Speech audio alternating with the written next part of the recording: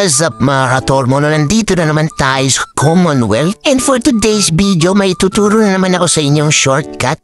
Nandito tayo ngayon malapit sa may Techno Hub. At kung mapapansin nyo mga katorbo, nagsisimula na naman na matinding traffic dito. At sa mga puntong ito, napapaisip ka naman ako kung saan ako dadaan ng tang mabilisan. At naalala ko yung dati kong vlog. Kaya eto, panoorin nyo ang ituturo ko. At nung nandito na nga ako banda sa may overpass ng Techno Hub, pabay na isipan ko ng kumanan dahil sa kadahilanan, nagsasanib pwesta na yung traffic at init. Baka kasi mag-init ang aking ulo lumipad na lang ako.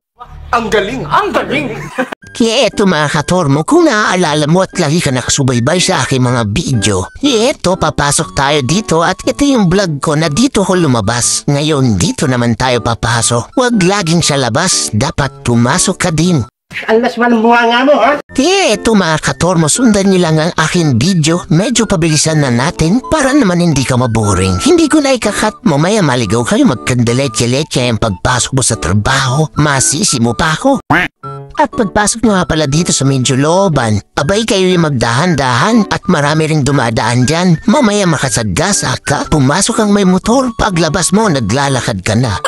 Pero mema lang yun mga katormo. Mababait nga pala ang tao dito. Sa katunayan kung nagugutom ka, pwede kang bumili dyan. Marami dyang tindahan, mamili ka lang. May mga gulayan, may siomayan, may parisan, meron ding barbershop. Siyempre hindi mo gagawin yan kasi nga nagmamadali ka. Kaya eto na mga katormo, palabas na tayo sa ating sinorkatan. O diba traffic ulit?